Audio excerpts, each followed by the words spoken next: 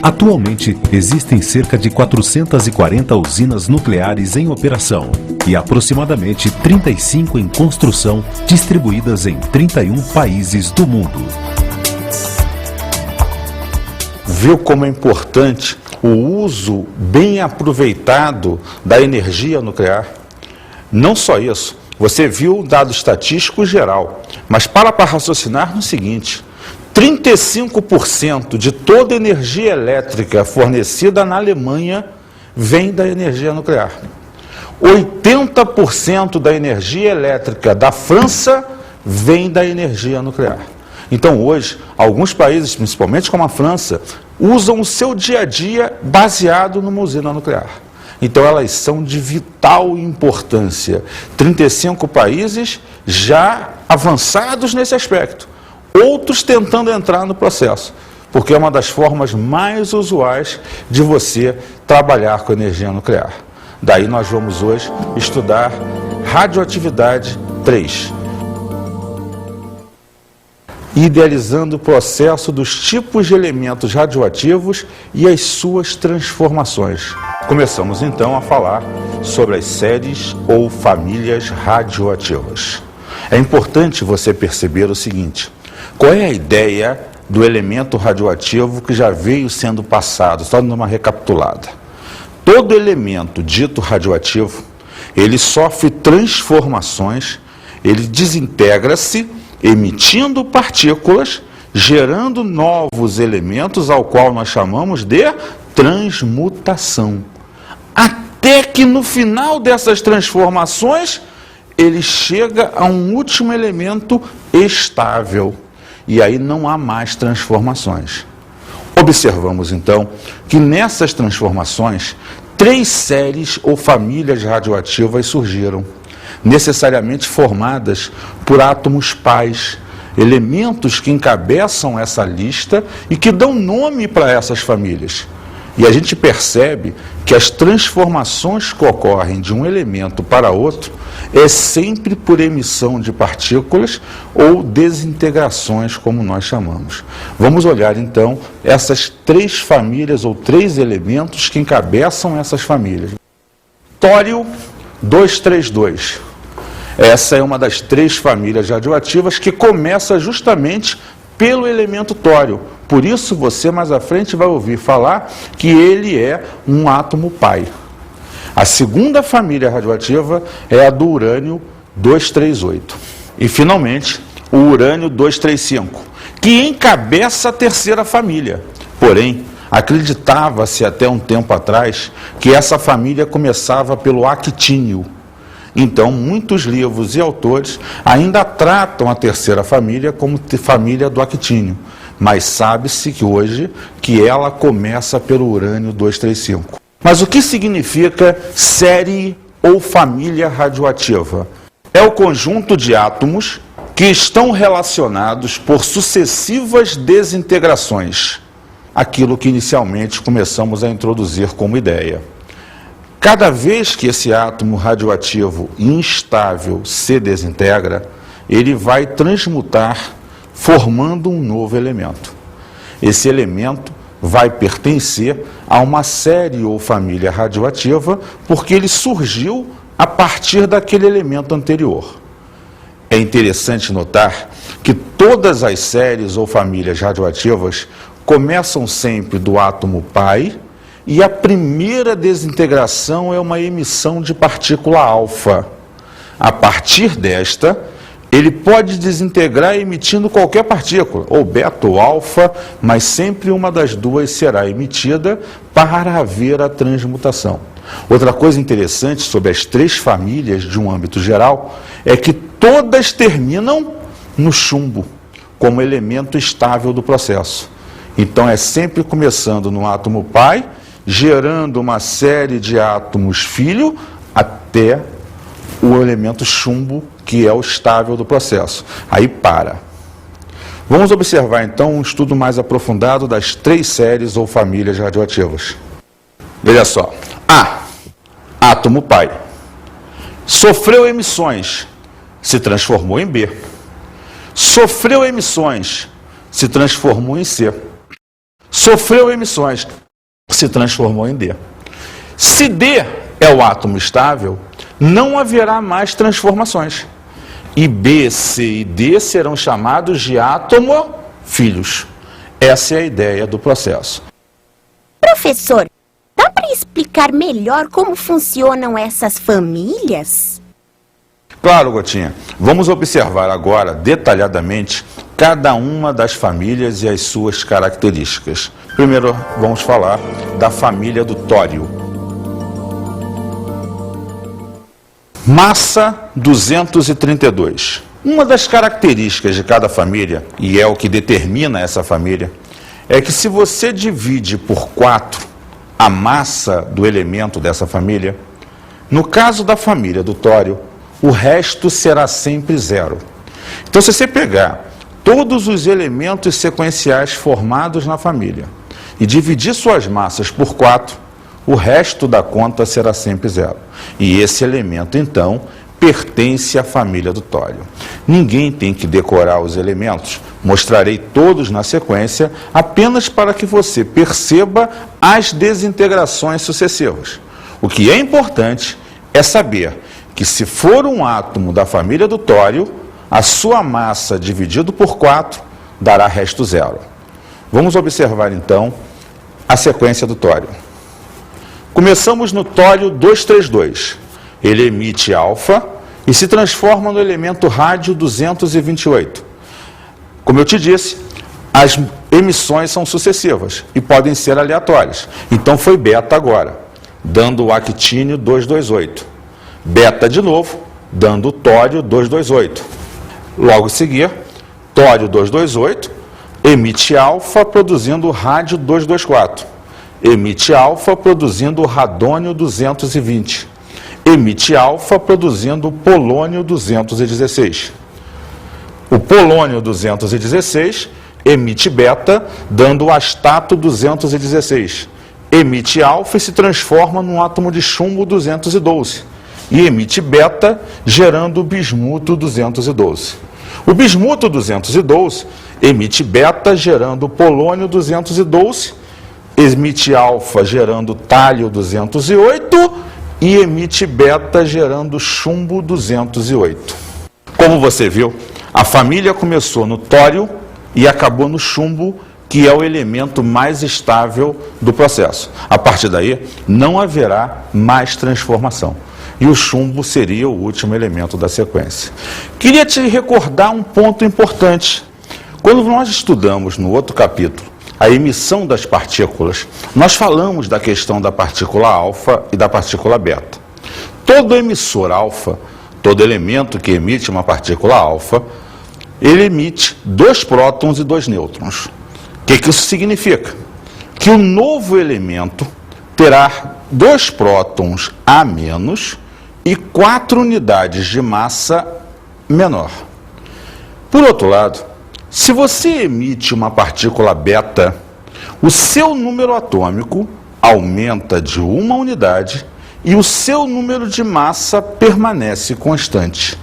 Então, Edson, emitir alfa e beta vai produzir elementos diferentes, sim. Repare uma coisa importante: a massa será sempre colocada no exercício. O número atômico, você deverá consultar a tabela periódica. Tenha sempre à mão uma tabela periódica para isso. Vamos olhar essas emissões como exemplo nesse último quadro que vimos. Veja só, o bismuto 212 tem número atômico 83. Se ele emite beta, o número atômico 83 aumenta de 1 unidade. 84 é o elemento polônio. E a massa permanece constante. 212 continuou 212. Olhe agora o polônio 212, cujo número atômico é 84. Quando ele emite uma partícula alfa, o que ele produz? Um elemento cujo número atômico diminui 2 unidades. Polônio 84, tálio 82. E a massa diminui de 4 unidades. O polônio você observa 212 e o tálio 208. Sendo assim, você vai perceber o que nós acabamos de te relembrar. A ideia das emissões alfa e beta transformando os elementos. Vamos agora, então, à segunda família ou série radioativa. A família do urânio.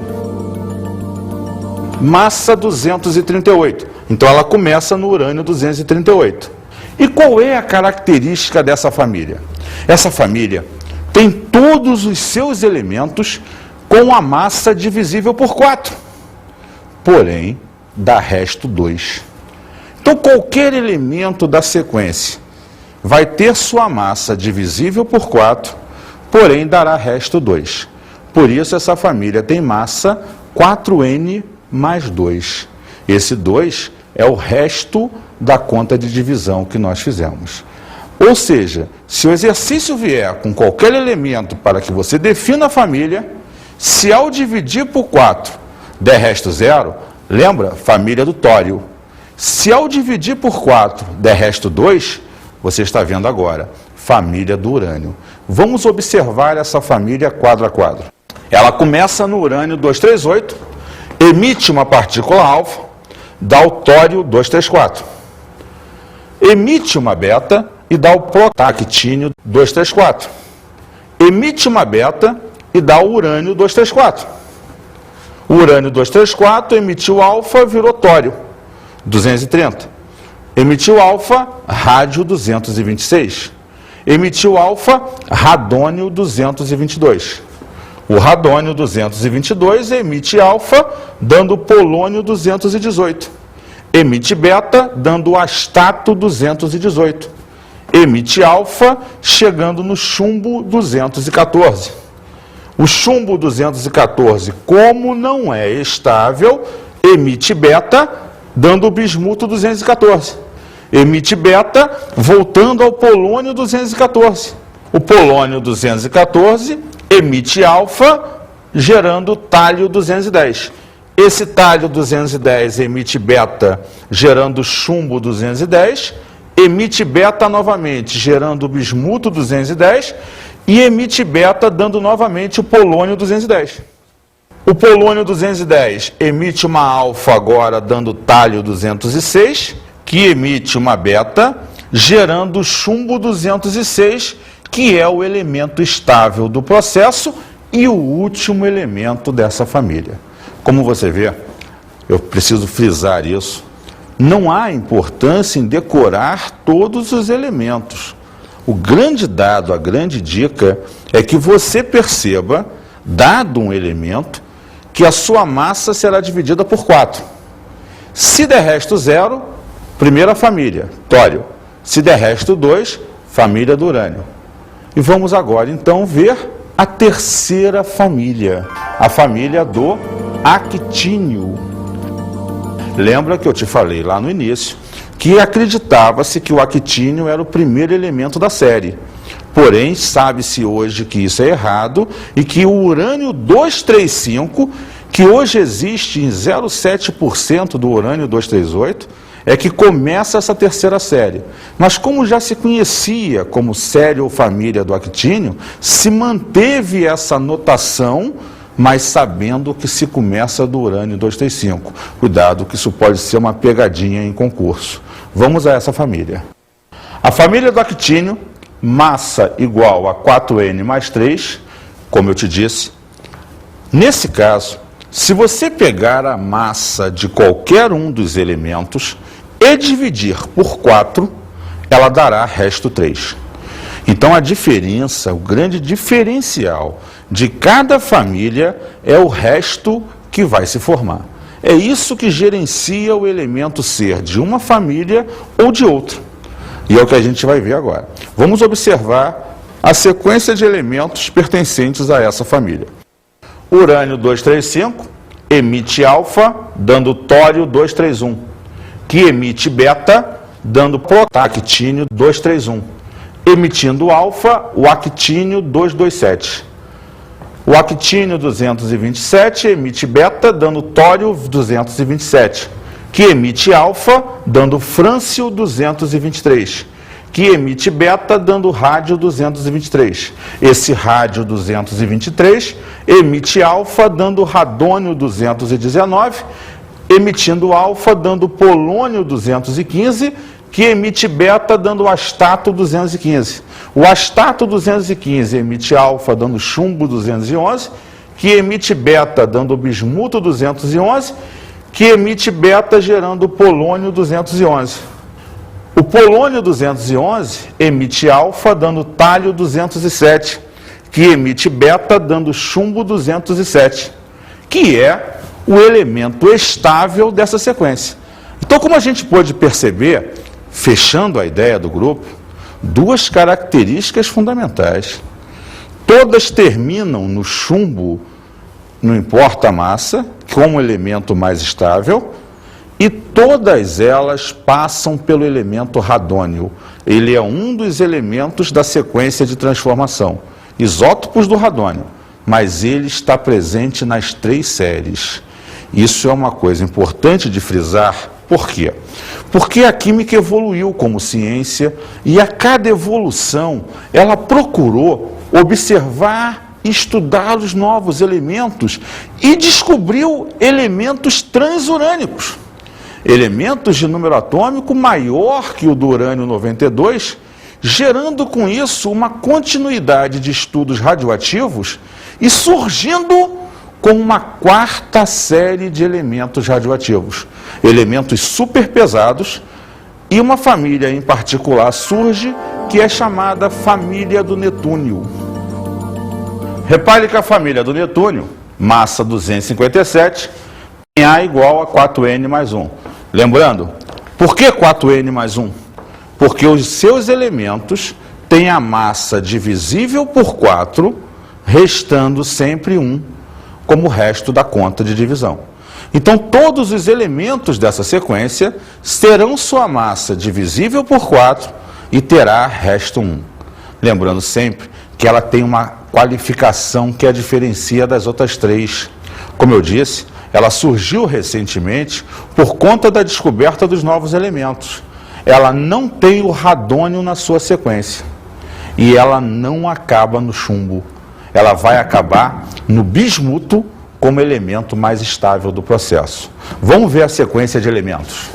Plutônio 241 emite beta, dando americício 241, que emite alfa, dando netúnio 237, que emite alfa, dando protactínio 233. Esse protactínio 233 emite beta, dando urânio 233, que emite alfa, dando tório 229, que emite alfa, dando rádio 225. Esse rádio emite beta, gerando o actínio 225, que emitiu alfa, dando frâncio 221, emitiu alfa, dando astato 217, o astato 217 emite alfa, dando bismuto 213, que emitiu beta, dando polônio 213, que emitiu alfa, dando tálio 209. O tálio 209 emite beta, dando chumbo 209, que emitiu beta, dando o bismuto 209, como elemento mais estável dessa nova série. Você deve ter percebido, ao longo do processo, as coisas que eu te falei. Não ter o radônio no processo e acabar no bismuto e não no chumbo. Vamos ver agora a fissão nuclear. Fissão nuclear é um dos tantos fenômenos que você vai sequenciar agora. A fissão nuclear consiste em quê?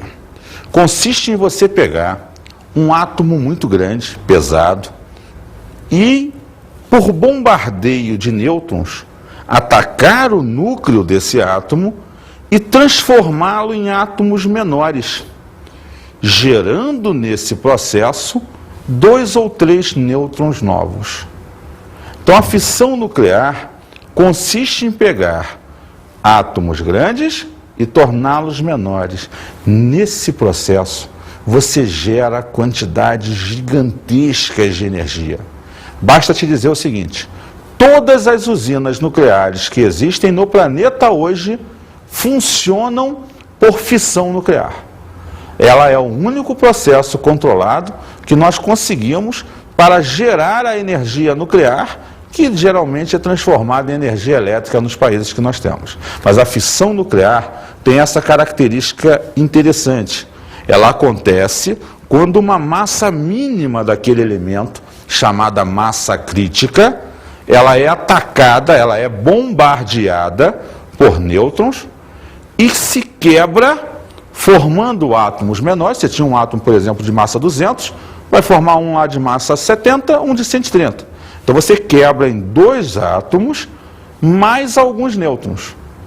Isso é interessante, porque isso vai puxar algumas coisas como, por exemplo, reação em cadeia daqui a pouco. Mas nesse momento, vamos observar um exemplo de como essa fissão ocorre normalmente. Urânio 92235, um átomo grande, pesado, mais o nêutron. Ou seja, quando você soma nos reagentes, você está bombardeando, gerando, olha a setinha, o bário 139, o criptônio 95, mais 2 nêutrons. Então veja, você bombardeou o urânio, quebrou o cara em 2 pedaços, que são novos elementos, e gerou o nêutron. Então você bombardeia para começar o processo, mas gera novos nêutrons. Então vamos ver reação em cadeia. Reação em cadeia, ela acontece quando você pegou o primeiro átomo, atacou, ele gerou 2 nêutrons. Esses nêutrons atacaram mais 2 átomos, que geraram 2 nêutrons, que atacaram outros 4 átomos. Olha a coisa se desenvolvendo em cadeia, sucessivamente sem parar. Essa reação em cadeia é um bolo que vai acontecendo, crescendo, crescendo. Porém, lembra um detalhe que eu te disse? Você gera a cada quebra grande quantidade de energia. E se você gera grande quantidade de energia e essa reação ocorre descontroladamente, o que vai acontecer? Bum! Exato. Você criou uma bomba nuclear. Por isso ela explode. Porque você vai gerando uma reação incontrolável, chega um momento, dada a quantidade de energia daquela estrutura, ela explode. É o princípio básico das bombas nucleares. Uma reação nuclear em cadeia só pode autossustentar-se a partir de uma determinada quantidade de radionuclídeo, que passa a ser chamada de massa crítica. Veja só, essa massa crítica é a menor quantidade de massa daquela amostra que contenha um certo número de átomos necessários a que haja essa reação em cadeia. Porque para raciocinar. Se você bombardeia o primeiro átomo, ele gera 2 nêutrons, que vão bombardear outros 2, você tem que ter um mínimo ali de X átomos para que a reação seja em cadeia. Então, essa quantidade mínima necessária para que a reação seja dita em cadeia é chamado de massa crítica. É em função dessa massa crítica que a gente percebe, tá, a formação da bomba atômica. O que é a bomba atômica? O cara coloca uma massa crítica e começa a reação em cadeia. Provoca essa reação de cadeia de forma descontrolada. Como aquela massa está dentro de um invólucro metálico, chega uma hora que a pressão aumenta, a quantidade de calor gerada é tão grande, bum, que gera a explosão nuclear e aquele lindo cogumelo, que é lindo só visualmente, mas que denota uma alta destruição, porque, veja, a quantidade de energia gerada nesse processo é altíssima. É uma energia que vai misturar com cinética, calor, luz, radioatividade, porque tem radiação gama, radiação alfa, radiação beta sendo emitida no processo e que vai se espalhar num campo enorme. Haja visto os exemplos passados de Hiroshima e Nagasaki, onde você teve bombas explodindo nesse processo e gerando destruição total por onde passa. temperaturas médias atingidas na região onde explode a bomba de 3.500 a 5.000 graus Celsius. Nada sobra no processo. Daí, você observa que a fissão nuclear é o processo que nós temos necessariamente de produção de energia. Mas, Edson, como é que na usina nuclear você consegue fazer essa mesma fissão e a usina não explode? É daí você observa o funcionamento dos reatores nucleares. Um reator nuclear, ele funciona como? É a mesma fissão, só que você coloca eletrodos de grafite que absorvem parte dos nêutrons. Então, quando você começa a gerenciar a reação em cadeia e produz muito nêutron, se esses muitos nêutrons gerados necessariamente ficarem espalhados lá dentro, vão gerar o descontrole. Mas se você jogou eletrodos de carbono, por exemplo, que absorvem esses nêutrons, os que vão sobrar dentro do reator estarão em pequena quantidade. Logo, essa reação passa a ser controlada. E a energia sendo gerada dentro desse controle é encaminhada para o nosso uso diário. Então, uma usina nuclear tem como seu reator um recipiente onde uma reação em cadeia sob controle vai acontecer dentro do processo. Essa é a base de funcionamento desse reator. Vamos falar agora da contrapartida da fissão. O sonho da nossa realização futura, a fusão nuclear. Como é que funciona uma fusão nuclear? Necessariamente ela é o processo inverso ao da fissão nuclear. Na fusão, você tenta pegar dois núcleos pequenininhos e fundi-los, tornando um elemento maior. Só que isso aumenta o cinturão de estabilidade desses elementos. Esse núcleo um pouco maior é bem mais estável e, ao mesmo tempo, gera quantidades imensas de energia. Pô, então, Edson, eu vou produzir energia à beça. Sim, vai. Mas com um elemento mais estável. Sim, logo menos radioatividade, menos problemas nocivos à saúde e etc. Então, a fusão nuclear é a base do nosso sonho, sim. Só que até hoje, a ciência não conseguiu produzir uma fusão nuclear à temperatura ambiente. Ela só se consegue fazer em temperaturas muito elevadas. Esse é o processo de inibição dela. Esse é o processo que a gente ainda não conseguiu isso. É importante entender, inclusive, que a energia das estrelas, como o Sol para a gente, acontece por fusão nuclear. Basicamente, é como se 8 bombas de hidrogênio explodissem por segundo na superfície do Sol.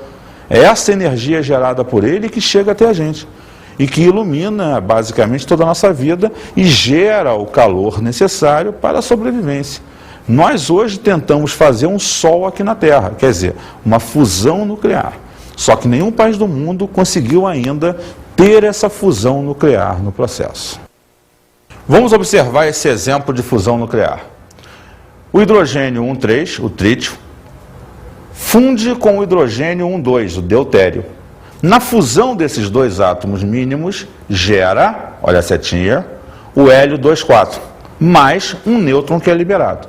Mas o interessante do processo é perceber que os núcleos fundidos eram pequenos e que se gerou um átomo maior. Vamos observar agora alguns exercícios. Primeiro exercício. Verifique a qual das 3 famílias radioativas naturais pertencem os isótopos. A. Protactínio 91234. B. Bismuto 83210. C. Chumbo 82211. D. Polônio 84212. Observa que nesse tipo de exercício você vai ver a aplicação direta daquela questão da família que foi informada. O que você faz? Pega a massa de cada elemento, divide por 4 e verifica o resto que deu. Se der resto 0, família do tório. Se der resto 1, família do netúnio. Se der resto 2, família do urânio. Se der resto 3, família do actínio. Vamos acompanhar essa solução então. Letra A, actínio 234.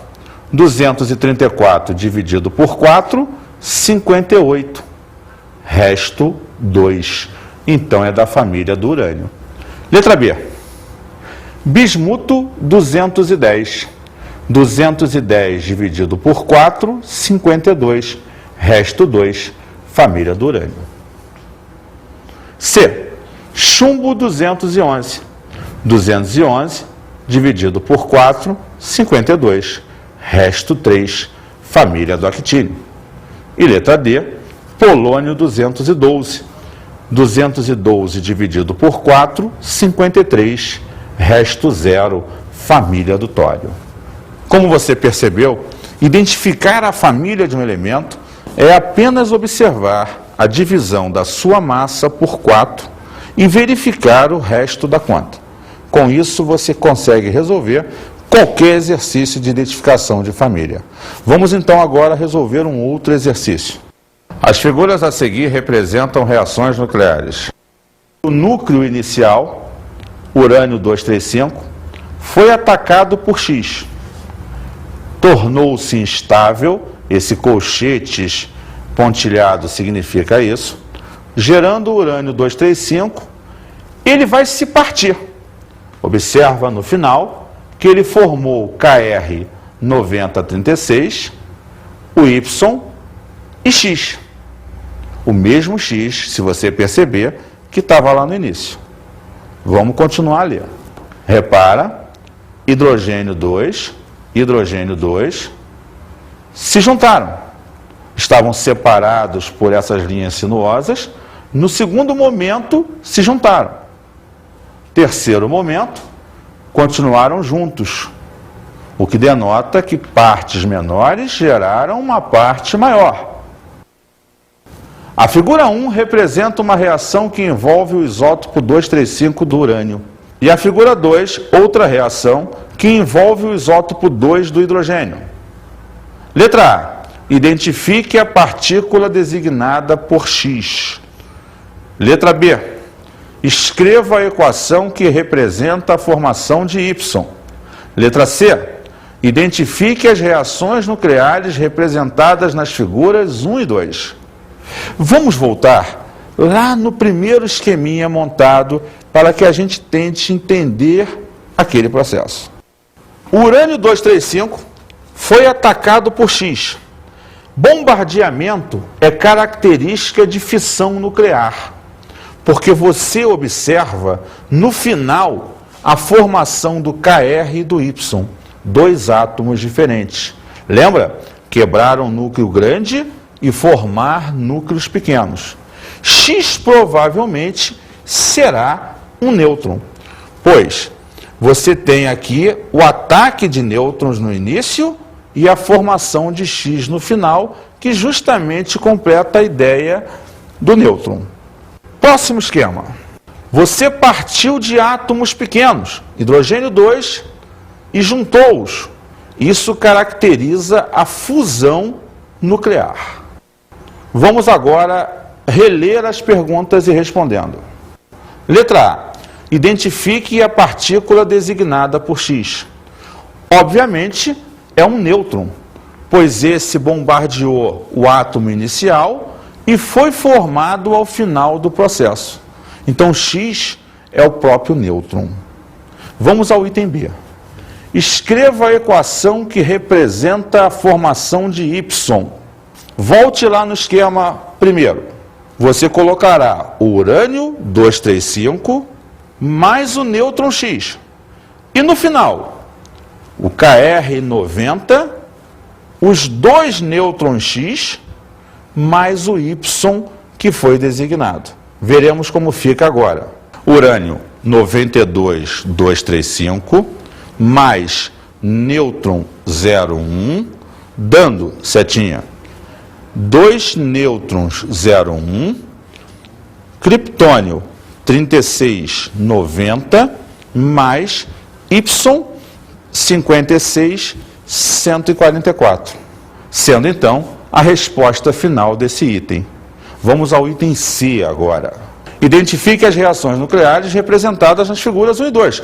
Ora, como podemos ver nos esquemas, a primeira reação partiu de um átomo muito grande sendo atacado e gerando átomos pequenos, mais nêutrons. Essa é uma reação de fissão nuclear.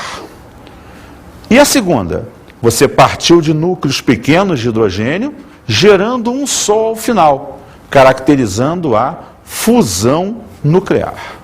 Então, as reações finais são fissão nuclear e fusão nuclear.